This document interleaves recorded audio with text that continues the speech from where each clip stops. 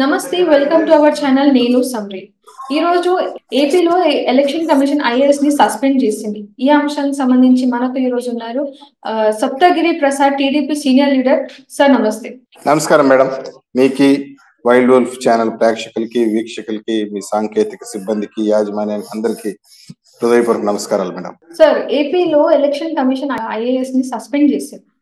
ఈ అంశానికి సంబంధించి దీన్ని ఎలా చూడాలి మేడం? ముఖ్యంగా ఈ సస్పెన్షన్ నేషనల్ ఎలక్షన్ కమిషన్ ఒక కలెక్టర్ని, అన్నమయ్య జిల్లా కలెక్టర్ని సస్పెండ్ చేయటం ఒక కనువిప్పు చర్య అన్నమాట. ఎందుకంటే ఎలక్షన్ ఓటర్ల జాబితాలో అవకతవకలు పెద్ద ఎత్తున జరిగినా కూడా అధికారులు చూసి చూడనట్టు కనీసం స్పందించకపోవటము, ఇది చెంపపట్టు లాంటి నిర్ణయం. మిగతా ఐఏఎస్ అధికారులందరూ కూడా జాగ్రత్త వహించాలి. ఎందుకంటే మీ నిబంధనలు ఏముందో దానికి అనుసరించి పనిచేయాల. రాజకీయ నాయకులు చెప్పారును, అధికార పార్టీ నాయకులు చెప్పారును, మీరు తప్పులు చేస్తే, ఓటర్ల జాబితాలో అవకతవకలకు పాల్పడితే ఈరోజు గిరీషా గారికి జరిగినటువంటి ఘటనే మీకు జరుగుతుంది. నిజం చెప్పాలంటే నేను వ్యక్తిగతంగా బాగా తెలుసు గిరీషా గారికి.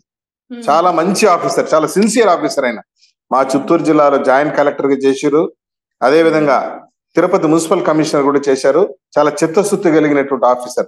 ఈ వైఎస్ఆర్సిపి నాయకులు, మంత్రి పెద్దిరెడ్డి రామచంద్రరెడ్డి గారు, తిరుపతి ఎమ్మెల్యే భూమన కరుణాకర్ రెడ్డి గారు ఒత్తిడి చేసి ఆయన దగ్గర ఆయన లాగిన్, ఆయన ఐడి పాస్వర్డ్ తీసుకొని 30,000 నకిలీ ఓట్లు తయారు చేయడానికి దోహదపడ్డారు. ఈ రోజు ఒక ఐఏఎస్ ఆఫీసర్ సస్పెండ్ అయ్యారు. ఆయన ప్రతిష్ట మసకబారింది. ఒరే, ఆఫ్టర్ 2 months 3 months మళ్ళీ ఐఏఎస్ ఆఫీసర్ రీఇన్స్ట్రక్ట్ చేస్తారు, అది వేరే విషయం. బట్ ఆయన కెరీర్ మొత్తం ఈ యొక్క బ్లాక్ మార్క్ అలాగే మిగిలిపోతుంది కదా.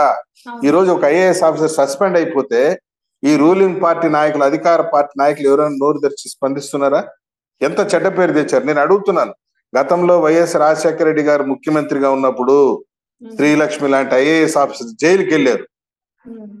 ఈ రోజు ఒక ఐఏఎస్ ఆఫీసర్ సస్పెండ్ అయ్యారు. మీ అధికార దాహం వల్ల, మీ అధికార దుర్వినియోగం వల్ల. నో డౌట్ గిరీషా గారి పైన తప్పకుండా వీళ్ళు ఒత్తిడి తెచ్చి ఆయన వేధించి ఆయన లాగిన్ ఐడి పాస్వర్డ్ తీసుకుని 30,000 నకిలీ ఓటర్ కార్డులు తయారు చేశారు. నేను ఈ సందర్భంగా ఈ వైల్డ్ వోల్ఫ్ ఛానల్ పక్షాన ద్వారా డిమాండ్ చేస్తున్నాను, మొత్తం ఘటన పైన సిబిఐ విచారణ జరిపించాలి. ఒక్క గిరీషా గారిని సస్పెండ్ చేసి చేతులు దులుపుకోవడం కాదు, చాలా మంది ఉన్నారు ఇటువంటి అధికారులు, అధికార పార్టీకి ఒత్తాసు పలికినటువంటి వాళ్ళు. ఈ ఘటన, ఈ సస్పెన్షన్ గతంలో పార్లమెంట్ ఎన్నికల్లో జరిగినటువంటి తిరుపతి పార్లమెంట్ జరిగినటువంటి ఉప ఎన్నికలు జరిగిన అవకతవకల పైన సస్పెండ్ జరిగింది. ఈ రోజు తీసుకుంటూ కూడా ఓటర్ల జాబితాలో పెద్ద ఎత్తున అవకతవకలు జరిగినాయి, ఉల్లంఘనలు జరిగినాయి. ప్రజాస్వామ్యాన్ని హైజాక్ చేసేటువంటి పరిస్థితి దిగజారి ఉన్నారు. ఓటర్ల జాబితాలో దొంగలు పడ్డారు. ఫ్రీ అండ్ ఫెయిర్ ఎలక్షన్స్, నిక్కచ్చిగా ఎన్నికలు జరగాలంటే ఎలక్షన్ రిటర్నింగ్ ఆఫీసర్ దోహదపడతాడు, అతని సర్వాధికారాలు ఉన్నాయి. కానీ ఎలక్షన్ అధికారినే వీళ్ళు ప్రభావితం చేసి ఆయన చేతనే దొంగ ఓట్లు తయారు చేయించారంటే వీళ్ళు సామాన్య వ్యక్తులు కాదు. మొత్తం ప్రక్రియ పైన సిబిఐ విచారణ జరిపించాలి. గిరీషా గారు చాలా మంచి ఆఫీసరు, నాకు తెలుసు. అటువంటి వ్యక్తిని వీళ్ళు బలవంతంగా ఆయన దగ్గర తప్పు చేపించి ఆయన ఈరోజు బదనాం చేసి ఈరోజు చెడ్డ పేరు తెచ్చే విధంగా చేశారు. కాబట్టి మొత్తం ఘటన పైన, దీని వెనకాల ఉన్నటువంటి పెద్ద దొంగలన్నీ కూడా బయట రావాలంటే మొత్తం ఘటన పైన సిబిఐ విచారణ జరిపించాలని మేము తెలుగుదేశం పార్టీకి గట్టి డిమాండ్ చేస్తున్నాం. ఇప్పుడు నేను ఒకటే చెప్పేది ఏంటంటే, అధికారులు బాధ్యతతో పనిచేయాల. మీకు ఇచ్చినటువంటి గైడ్ లైన్స్ ఏంది దాన్ని అనుసరించి పనిచేయాలి. అంతే తప్పించి రూలింగ్ పార్టీ నాయకులు చెప్పారనో ఇంకొకరు చెప్పారని తప్పు చేస్తే, ఈరోజు గిరీషా గారి ఘటన ఒక ఉదాహరణ. ఈరోజు who will come to the rescue of Girisha garu? ఎవరు వచ్చి కాపాడతారు ఆయన్ని? ఆయన దగ్గర తప్పులు చేయించిన అధికారులేమో, రూలింగ్ పార్టీ నాయకులేమో క్షేమంగా ఉన్నారు వాళ్ళ ఇళ్లలో. పాపం ఈయన చెడ్డ పేరు మూట కట్టిపోయారు. కాబట్టి గతంలో కూడా ఐఏఎస్ ఆఫీసర్లు చెడ్డ తప్పులు చేసి, గతంలో అనంతపూర్ జిల్లాలో పోలీసులు సస్పెండ్ అయినారు, ఎంఆర్ఓలు సస్పెండ్ అయినారు.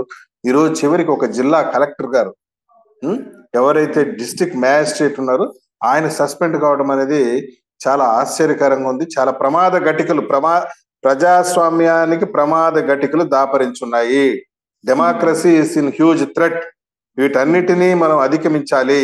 ఈ సందర్భంగా రానున్న 2024 ఎన్నికల్లో కూడా ఇటువంటి అవకతవకలు పెద్ద ఎత్తున చేయడానికి అధికార పార్టీ రంగం సిద్ధం చేసింది. దాదాపు 30 లక్షల నకిలీ ఓట్లని ఈ రోజు చేర్పించడం జరిగింది. అదే విధంగా ప్రతిపక్షానికి చెందిన తెలుగుదేశం పార్టీ సానుభూతి పరుల యొక్క ఓట్లు కూడా తొలగించడానికి ఫామ్ 7 ని దుర్వినియోగం చేశారు. బల్క్ గా ఫామ్ 7 అప్లై చేసినటువంటి పరిస్థితి మనం చూసాం. ఎక్కడైనా చూసామా? ఒకే వ్యక్తి 30 ఓట్లు, 40 ఓట్లు, 100 ఓట్లు అప్లై చేసి ఫామ్ 7 ప్రజాస్వామ్యాన్ని హైజాక్ చేసినటువంటి పరిస్థితి కనిపిస్తోంది. ఈ సందర్భంగా నేను ఐఏఎస్ అధికారులని హృదయపూర్వక విజ్ఞప్తి చేస్తాం. మీ ఐఏఎస్ లు మిమ్మల్ని ఈ పోస్టింగ్ నుండి ఇంకొక పోస్టింగ్ మార్చొచ్చు, ఇంకొక పోస్టింగ్ నుండి ఇంకొక పోస్టింగ్ మార్చొచ్చు, కానీ ఎక్కడైనా మీరు ఐఏఎస్లే. మీ అంతరాత్మకు అనుసరించి పనిచేయండి. వాడెవడో 5 సంవత్సరాలు ఉండిపోయే ఎమ్మెల్యే చెప్పాడనేసి ఒక మంత్రి చెప్పాడని చేస్తే ఈరోజు గిరీషా గారికి ఎదురైనటువంటి చేదు అనుభవం ఎదురవుతుంది.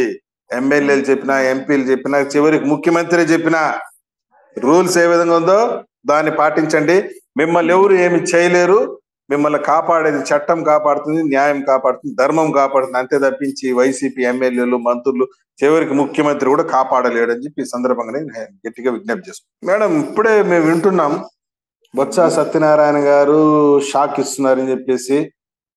ఒక్క బొత్స సత్యనారాయణ గారే కాదు, తెలుగుదేశం పార్టీ మేము గనుక, మా నాయకుడు కనుక గ్రీన్ సిగ్నల్స్ గేట్లు తీస్తే చాలా మంది బడా నేతలు టీడీపీ వైపు చేరడానికి సిద్ధంగా ఉన్నారు. వైసీపీ నాయకులు, ముఖ్యంగా జగన్మోహన్ రెడ్డి గారి పాలసీ ఏంటంటే use and throw policy. Use చేసుకోవడం, పడేయటం అనేది జగన్మోహన్ రెడ్డి గారికి వెన్నతో పెట్టినటువంటి విద్య. ఈరోజు చూడండి, ఆ రోజు జగన్మోహన్ రెడ్డి పాదయాత్ర చేస్తూ తీవ్రమైన కష్టాల్లో ఉన్నప్పుడు వాళ్ళ స్వయాన వాళ్ళ చెల్లెలు జగన్మోహన్ రెడ్డి జైల్లో ఉన్నప్పుడు వాళ్ళ చెల్లెలు 3400 కిలోమీటర్లు పాదయాత్ర చేసింది. మా అన్నకు ఒక అవకాశం ఇవ్వండి, మా అన్నని జైల్లో పెట్టారు, మా అన్న కష్టాల్లో ఉన్నాడు అనేసి చెల్లి పాదయాత్ర చేసింది. జగన్మోహన్ రెడ్డి ముఖ్యమంత్రి కావడానికి వాళ్ళ చెల్లి చేసినటువంటి పాదయాత్ర ఎంతో ఉపయోగపడింది, ఎంతో దోహదపడింది. ఒక ఆడబిడ్డ, ఒక మహిళ ఎండనకుండా, వాననకుండా, రాయనకుండా, రెప్పనకుండా 3400 కిలోమీటర్లు నడవటం అంటే it's not a joke. Being a women, she took such a daring step. తీసుకొని జనంలోకి వచ్చి పాదయాత్ర చేసి జగన్మోహన్ రెడ్డి జైల్లో ఉంటే హ్యాపీగా జైల్లో తిని పడుకొని నిద్రపోతా ఉంటే చెల్లి పాదయాత్ర చేసి ఆయన ముఖ్యమంత్రి చేయడానికి ఉపయోగపడింది, దోహదపడింది. అటువంటి చెల్లి ఈరోజు రోడ్డుపైకి వచ్చింది. అటువంటి చెల్లిని జగన్మోహన్ రెడ్డి నిర్లక్ష్యం చేసిండు, అటువంటి చెల్లిని విస్మరించినాడు.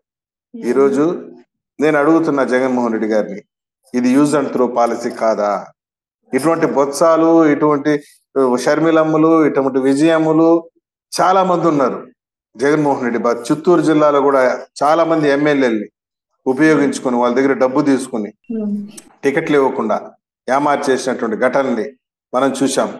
కాబట్టి ఈ పరిస్థితుల్లో Jaganmohan Reddy use and throw policy, సాక్షాత్తు చెల్లినే డిస్కరేజ్ చేసి పంపించినటువంటి వ్యక్తి. నేను అడుగుతున్నాను, 175 మంది ఎమ్మెల్యే సీట్లలో, 25 ఎంపీ సీట్లలో నీ కోసం పాదయాత్ర చేసిన మీ చెల్లికి ఒక ఎంపీ సీట్ ఇవ్వలేకపోయావా? ఇలా చాలా మందిని నమ్మించి గొంతు కోసినటువంటి ఘటనలు చాలా ఉన్నాయి. జగన్మోహన్ రెడ్డి గారు ఏదో ఒక రోజు వీటన్నిటికి సమాధానం చెప్పాలి. రాజకీయాల్లో యూజ్ అండ్ త్రో అనటం అంతెందుకు మేడం? సాక్షాత్తు నీ బాబాయి కూతురు సునీతమ్మ, నర్రెడ్డి సునీతమ్మ, ఆమె నాకు సెక్యూరిటీ లేదు, నాకు థ్రెట్ ఉందని చెప్పేసి ఎస్పీఎంకి కలవాల్సిన పరిస్థితి దాపరించింది. నువ్వు ముఖ్యమంత్రి కావడానికి మీ చిన్నాన్న ఎంతో దోహదపడ్డాడు. అతనే చాలా దారుణమైనటువంటి పరిస్థితుల్లో బాత్రూమ్ లో హత్య గావించబడ్డాడు నీ కుటుంబ సభ్యుల వల్లనే. మీ భాస్కర్ రెడ్డి అయితేమి, నీ అవినాష్ రెడ్డి అయితే వీళ్ళే కదా దాంట్లో ప్రధానమైన నిందితుడు. కాబట్టి జగన్మోహన్ రెడ్డి గారు వాడుకోవటం, విసిరేయటం నీకు వెన్నతో పెట్టిన విద్య. ఈసారి ప్రజలన్నీ గమనించారు. నీకు తగిన రీతిలో తగిన గుణపాఠం చెప్పి తీరుతారని చెప్పి జగన్మోహన్ రెడ్డి గారు చెప్తున్నారు. ఒక్కరు కాదు మేడం, ఈయన చేత వంచనకు గురైంది ఎస్సీలు, ఎస్టీలు, బీసీలు, మైనారిటీలు, మహిళలు అందరూ కూడా జగన్మోహన్ రెడ్డి వంచనకు గురయ్యారు. ఈ రోజు అంగన్వాడీలు రోడ్డు పైన ఉన్నారు. ఆ రోజు ఏం చెప్పాడు పాదయాత్రలో? నా అక్క చెల్లెములు, నేను ఉన్నాను, నేను విన్నాను అని పెద్ద పెద్ద డైలాగులు చెప్పాడు. అంగన్వాడీలకు మొండి చేయి చూపించాడు, ఆశా వర్కర్లకు మొండి చేయి చూపించాడు, ఇలా చాలా మందిని మొండి చేయి చూపించాడు. మేము ఒకటే చెప్తున్నాం, తెలుగుదేశం పార్టీలోకి అందరినీ చేర్చుకోము. ఎవరైతే ప్రజల్లో కనెక్ట్ అయి ఉన్నారో వాళ్ళకి అవకాశం కల్పిస్తాము. మేము కనుక గ్రీన్ సిగ్నల్ ఇస్తే వైసీపీ ఖాళీ అవుతుంది. అవును. జగన్మోహన్ రెడ్డి తాడేపల్లి ప్యాలెస్ కి టూలెట్ బోర్డు పెట్టుకోవాల్సిన పరిస్థితి వస్తుంది. ఇది జరుగుతుంది, మీరు కాల్చుకుంటే చూడండి. 2024 ఎన్నికల తర్వాత తాడేపల్లి ప్యాలెస్ కి టూలెట్ బోర్డు ఖచ్చితంగా పెడతారు. Okay sir, thank you. Okay.